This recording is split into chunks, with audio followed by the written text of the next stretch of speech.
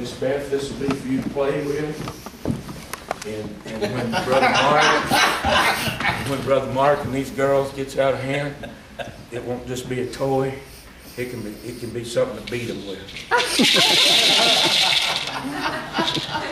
There you go. And now I know Brother Mark is going to need something whenever he gets beat on with it. So here you go, brother. Amen. Y'all can laugh, can't you?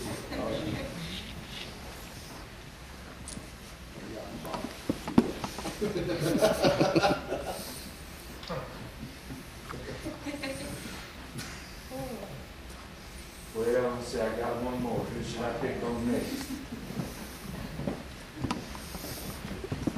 You got yours, you're okay. Y'all got yours, huh?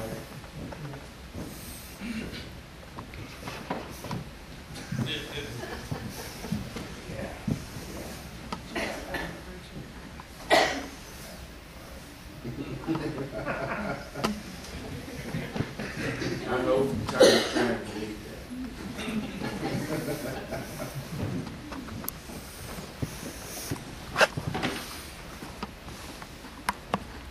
You've got to laugh. If you're going to be happy, if you're going to enjoy life, man, you got to learn to laugh. You got to learn to let go. Yeah, amen. Amen. If you'll do that, you'll be amazed at what it'll do for you spiritually. And you'll be amazed at what it'll do for you physically.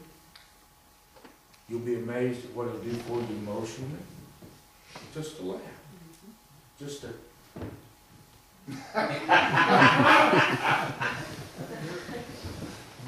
Boy, if Joyce could see him now. I got to borrow this. We'll give her a DVD. Now, this is a universal thing here. So for the Pharisees that wouldn't appreciate this tonight or the service this morning, ole. Ole. Ole. And you know what happens eventually? What the...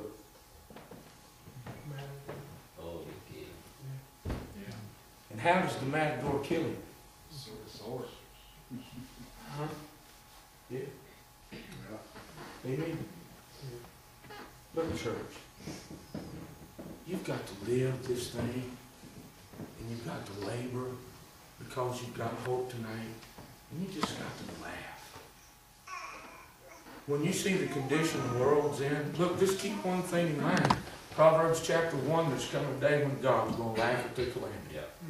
Yeah. So, man, look, just laugh. Don't get all bogged down and don't get all under a burden that God never intended for you to bear. As I told you this morning, look, you can't live anybody else's life but yours. Yeah. And so live your life right so you can live your life long. Hello? And laugh. Look, you say, preacher, I don't like comedy. Well, you need to get to learning to like comedy. And at the end of the day, you just need to sit down and think about what a comedian you've been during the course of that day. Just some of the crazy things that you've done. You know, when Dad was over here at Christmas time with my brother, we got talking again, and I got to sharing some things with Marc across the table, some of the antics that Dad did years ago. Now, you know, those of y'all that's been around my dad over the past 19 years, y'all wouldn't believe the antics, you know. I got mischievousness natural, came natural. Now, I know how he acts when everybody else is around, but he's a mischievous character. So I got to sharing with Marc some things, and Marc got to sharing some things with me because I've been gone for so many years, and Dad just looked at us and laughed again, and he said, well, he said, boys, just think, if I hadn't done some of them stupid things down through the years, y'all wouldn't have nothing to laugh about. Amen. And that's the way you need to look at it. Someday, somebody's going to look at some of the crazy, dumb things that you've done, and they're just going to have a good laugh. And thank God for it. Yeah. As long as it's not laughing at your calamity. As long as you've done it right and it's been clean and you've been in the will of God and somebody can laugh about it and be joyful about it, then give God the glory and give God the honor. Amen. But learn to laugh, church. Amen. Learn to laugh. When you look at the news, man, look, just laugh it off. That's all you can do. You can't do anything about that crazy maniac in Iran. You can't do anything about that young maniac now in North Korea. Look, that's out of your hands. That's out of your control. You can't do anything, as I told you Wednesday night, about rising oil prices. You can't do anything about famine. You can't do anything about flood. Now, all that stuff's out of your control. And God knows all about it. Just keep one thing in mind. Satan can't do anything without God's permission. Yeah.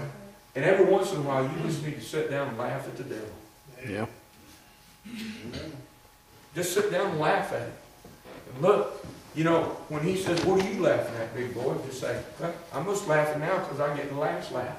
And when he says, what do you mean you get the last laugh? I've read the back of the book. Yeah. Amen. Hello? You may laugh at some of my calamities now, Mr. Slewfoot, but I'm laughing now at your final calamity. I'm laughing at the fact that one day God's going to cast you off into the lake of fire, and we're not going to have any problems out of you anymore. Yeah. Yeah. So just laugh it off, church. Just laugh it off. And one of the signs of not being in bondage is being able to laugh. Yeah. Amen? Being able to laugh. Let's stand to our feet tonight and give about a nice close.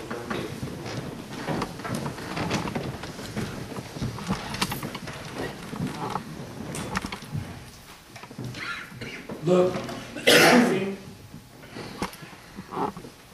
laughing, if you're in here tonight and whatever kind of medication the doctor has you on, laughing is more important in your life than the medications that the doctor's got you on.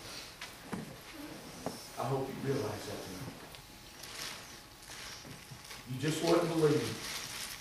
I mean, look, you can look back at your own life and you can see when you just had one of those hysterical times in life and you're just down on the floor just rolling over something and you got the adrenaline flowing and man, you forgot about everything else in the world. And when you got done and just sat down and collected your thoughts, a lot of those thoughts that you had before, whatever made you laugh, now they're gone. They're just gone. And you just feel free. And you feel alive all of a sudden. Am I right? Amen. You just gotta laugh sometimes. Just laugh. So with heads bowed and eyes closed tonight, Eric, if you put some music on, please. Live every day, church, because you've got hope. Labor every day because you've got hope. And laugh every day of your life because you've got hope. And you will get the last laugh as we get out of this. The altar's open tonight, church. For whatever reason you need to come, the altar's here for you. You know, we preach about getting our tears back, and we preach about getting our burden back. But I never have heard a preacher preach about getting your laugh back. But I'm here to tell you tonight that some of y'all need your laughter back. The altar's open. You might go.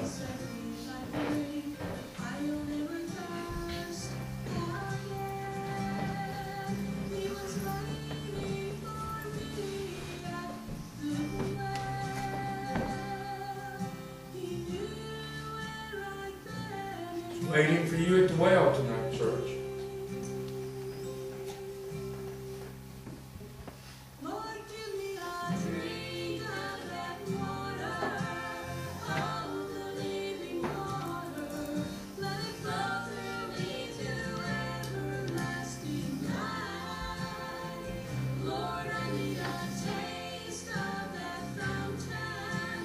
Flowing from heaven, I believe I just behind.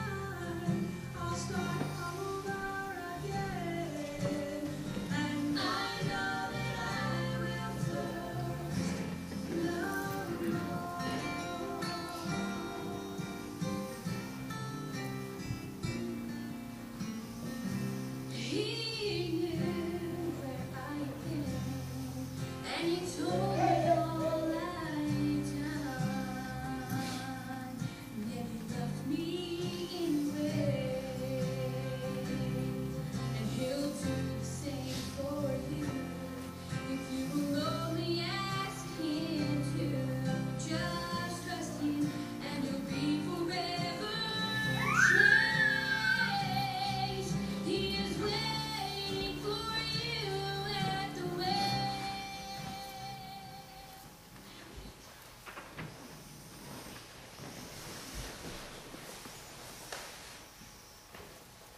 Amen.